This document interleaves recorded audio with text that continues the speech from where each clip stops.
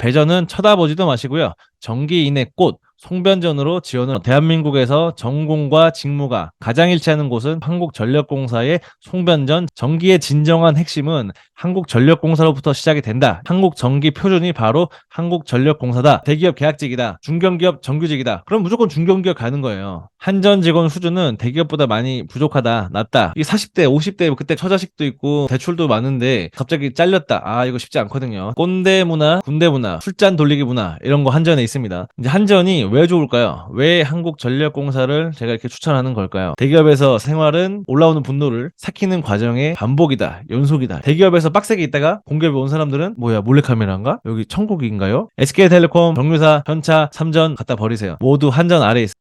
한국전력공사 시내직장 연봉 7천만 원 모든 것을 알려드립니다. 안녕하세요. 흐행형입니다. 대한민국 시내직장 전기공학도역의 1위 회사 한국전력공사 한전이라고도 하죠. 한국전력공사의 모든 것 2편 시작합니다.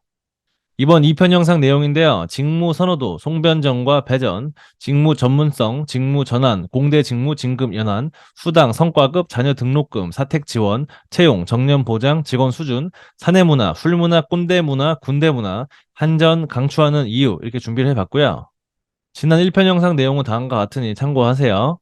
먼저 직무 선호도입니다. 송변전과 배전. 전기공학도에게 가장 이상적인 직무는 전기의 꽃, 전기의 핵심, 바로 송변전이고요. 2021년 채용까지는 송배전으로 뽑아서 교육 성적에 따라서 송변전과 배전으로 나눠졌습니다. 한전 직원들끼리만 합숙 연수를 한 2에서 4주 정도 받고요. 교육 성적 순으로 직무와 근무지가 정해집니다. 즉 송배전으로 뽑아서 송변전이냐 배전이냐 이게 나눠졌고요. 따라서 교육 성적이 매우 중요했습니다. 대부분 송변전에 몰리고요. 배전은 안 가려고 했습니다. 배전은 송변전 대비해서 직무 전문성도 낮고요. 더 바쁘고 민원도 상대해서 피곤합니다. 공기업 단점이 민원 응대인데 사무직이 민원이 제일 많고요. 그 다음이 배전입니다. 그래서 사무와 배전은 같은 사무실을 쓰기도 하고요. 2022년 하반기 채용부터는 아주 바람직하게도 송변전과 배전 직무를 아예 나눠서 채용을 진행했습니다. 이게 맞죠? 애초에 배전 갈 사람만 따로 뽑아야 불만이 없지 다 송변전 가려고 왔는데 밀려가지고 배전 가면 현타가 오고 퇴사 욕구가 드는 것이죠. 그래서 지원하게 되면 배전은 쳐다보지도 마시고요. 전기인의 꽃, 송변전으로 지원을 하시길 바랍니다. 송변전 지원자 중에서는 물론 더 실력 있는 사람들이 많고 괴수들이 더 많고 경쟁률이 높고 커트라인도 높을 테니까 단순히 한전에 합격을 하기 위한 것이다. 그러면은 틈새 전략으로 배전을 노려보는 것도 괜찮은 방법이겠죠. 직무 전문성입니다. 전기공학도로서 대한민국에서 전공과 직무가 가장 일치하는 곳은 바로 한국전력공사의 송변전 직무입니다. 직무 전문성 매우 높고요. 전기기사에 있는 모든 내용은요. 한국전력공사의 송변전과 배전, 일근 업무와 완벽하게 100% 일치합니다. 전기의 진정한 핵심은 한국전력공사로부터 시작이 된다. 이렇게 이해하시면 되고요. 한국전기 표준이 바로 한국전력공사다. 이렇게 보시면 되겠습니다. 직무 전환인데요. 입사 후에는 기본적으로 직무 전환은 불가능합니다. 딱 하나 방법이 있는데 그거는 입사하고 만 5년이 지나서 간부 시험, 차장 진급을 다른 직무로 봐서 합격을 하면 직무 변경이 가능합니다. 예를 들면은 배전으로 입사를 했어요. 간부 시험을 3으로 보면 3으로 직무 전환이 되고요. 송변전으로 봐서 합격을 하면 송변전이 되는 거예요. 다음은 공대 직무인데요. 전기, 기계, 건축, 토목 등의 직무가 있고요. 화공 관련된 직무는 없습니다. 화공과는 정유사나 석유학사 가시고요. 송배전 직무는 전기공학 전공자 또는 전기기사 보유자가 지원이 가능합니다. 타 전공자라고 해도 전기기사가 있으면 지원이 가능하고요. 진급연한인데요. 직원은 사원 3년, 대리 한 15년, 과장은 무한대로 이렇게 되는데요. 직원은 호봉제라서 자동으로 이제 진급을 하는 겁니다. 그래서 직원으로 있으면 좋죠. 호봉제가 짱입니다. 다음은 간부인데요. 간부는 한 차장 10년 정도 해야 되고요. 부장은 무한대입니다. 입사하고 만 5년이 지나면요. 차장 간부 시험을 볼 자격이 주어지는데 대부분 안 봅니다. 그래서 경쟁률이 2대1이 안 되니까 본인이 뜻이 있다, 뭐 욕심이 있다. 그러면은 간부로 이렇게 시험 봐서 뭐 그렇게 어렵지 않으니까 괜찮죠. 간부로 되는 것도. 수당, 성과급, 자녀 등록금인데요. 야간 근무 시에는 야간 수당이 나오고요. 본사 나주 근무할 때는 본사 수당이 나옵니다. 이 본사 수당은 직원이나 간부 둘 다 나오고요. 성과급은 3월, 6월, 9월, 12월로 1년에 4번 나눠서 주고요. 작년도 성과급을 금년도에 주는 거예요. 따라서 3년 차가 되어야지만 온전한 100% 연봉이 나온다. 이렇게 보시면 되고요. 자녀 대학교 등록금은 50% 금액만 지원됩니다. 사택인데요. 본사나 지방을 근무할 때는 회사에서 아파트 전세를 구해서 줍니다. 다만 수도권은 조금 제한적일 수 있고요. 회사에서 이것만 전담하는 직원이 있기 때문에 이런 부분은 문제없이 처리가 됩니다. 다음은 채용인데요. 한전은 진짜 블라인드 시험이고요. 학교별 TO가 없고 아주 공정합니다.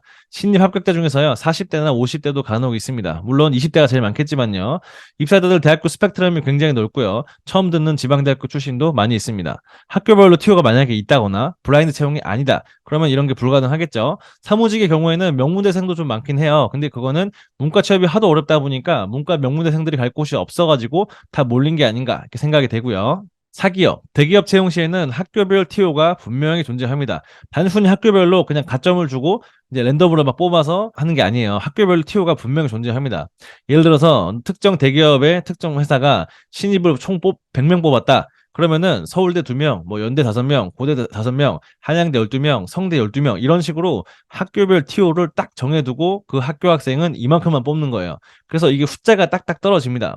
이 학교별 인원끼리 해당 TO로 경쟁하는 구조예요. 한기수 채용 인원 전체를 대학교별로 동기들끼리 이렇게 해가지고 나눠서 분석해보면 기가 막히게 숫자가 딱딱 떨어집니다. 제가 앞에서 말한 것처럼. 이거는 이제 블라인드 채용이 아니기 때문에 이렇게 되는 거고요. 다음은 정년 보장인데요. 공무원이나 공기업은 고용 안정성이 굉장히 높아서 그게 큰 장점이죠. 뭐 살인을 하거나 이런 잘못이 아니면은 정년 60세까지 안 잘리고 무조건 가는, 그게 바로 공무원이나 공기업의 장점이죠. 짱이죠. 아주 좋습니다. 한전도 당연히 정년 보장 100% 되고요. 한전은 고용 안정성이 굉장히 높기 때문에 아주 완벽한 좋은 회사다 이렇게 보시면 됩니다. 그리고 이 60세가 65세까지 바뀐다는 얘기가 많이 있거든요. 아마 조만간 65세로 바뀔 건데, 그러면 65세까지 안 잘리고 아주 안정적으로 일을 할 수 있죠. 직장이나 직업을 선택할 때 가장 중요한 첫 번째 요소는 고용 안정성입니다. 고용 안정성. 제가 옛날부터 여러 번 얘기했죠. 이 계약직 이런 건 쳐다볼 필요도 없어요. 절대 쳐다보면 안 됩니다.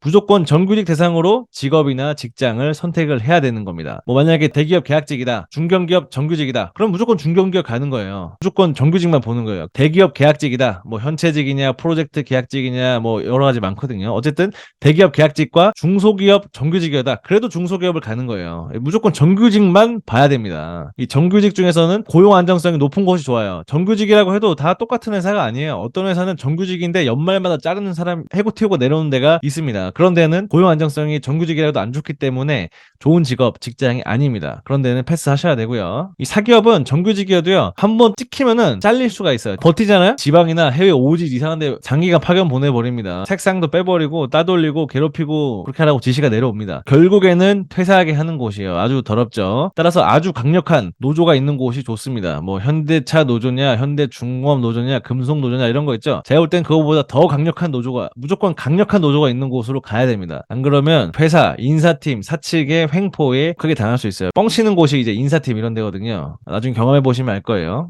다음은 직원 수준인데요. 대기업 다니다가 한전으로 이직한 사람이 한전 직원 수준을 대기업 직원과 이렇게 비교 평가를 해보면요, 한전 직원 수준은 대기업보다 많이 부족하다, 낮다 이렇게 느껴집니다.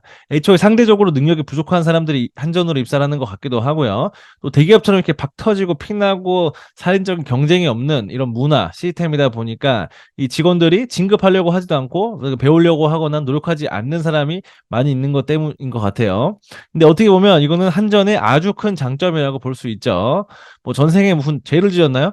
뭐 내 회사도 아니에요. 솔직히 내가 오너도 아니고 내가 사장도 아니고 부회장, 뭐 화장 이런 사람도 아니잖아요. 기득권들이 만들어 놓은 이 경쟁 시스템 속에서 이 노예처럼 아주 박 터지게 서로 치고 받고 죽이고 밟고 올라가는 이런 경쟁 시스템 속에서 경쟁을 서로 하는 게 맞냐? 이 경쟁이 없는 곳에서 편안하게 인간답게 살면서 이 직원들끼리도 가족처럼 이렇게 사이좋게 지내고, 혹여나 본인이 만약 야망이 있다, 돈을 좀 더 벌고 싶다, 승진 욕망이 있다 이러면은 한전에서 대기업에서 하는 노력의 10%만 하면 대기업보다 더 높이, 더 빨리, 더 높이 올라갈 수 있어요. 그게 바로 한전의 또 장점이죠.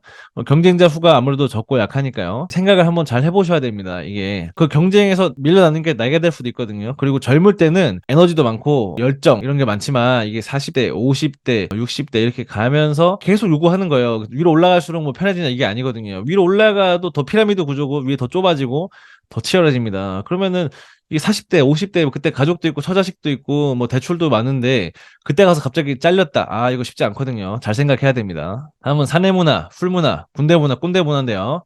꼰대 문화, 군대 문화, 뭐 이런 술잔 돌리기 문화 이런 거 한전에 있습니다. 수도권 쪽은 상대적으로 그런 문화가 좀 적고요. 지방 쪽으로 갈수록 그런 문화가 더 많은 것 같아요. 술자리 잔 돌리기는 이제 소주 잔 하나에다가 이제 소주 따라서 원샷 하면서 돌아가면서 하는 거거든요. 이게 침이 다 섞이는데 왜 그런지 모르겠습니다. 이게 지방 쪽은 주 2회 정도 이상 회식이다. 이렇게 보시면 되고요. 수도권 쪽은 주 1회 이상 술 회식이다. 이렇게 생각하시면 되겠습니다. 뭐 회식이 많은데 또 그렇다고 술을 엄청 많이 먹는 건 아니에요. 그냥 인당 한 소주 2병 정도 먹으면 충분합니다. 이 정도면 만만하죠. 소주 2병도 못 먹는다. 이러면 사실 사회생활 힘들다. 이렇게 보시면 되겠습니다. 뭐 저런 문화 있는데 한전이 안 좋은 거 아니냐? 대기업, 사기업은요, 저거보다 훨씬 더 심합니다. 좋고 안 좋고의 비교는 항상 제가 상대적인 거라고 얘기를 했죠.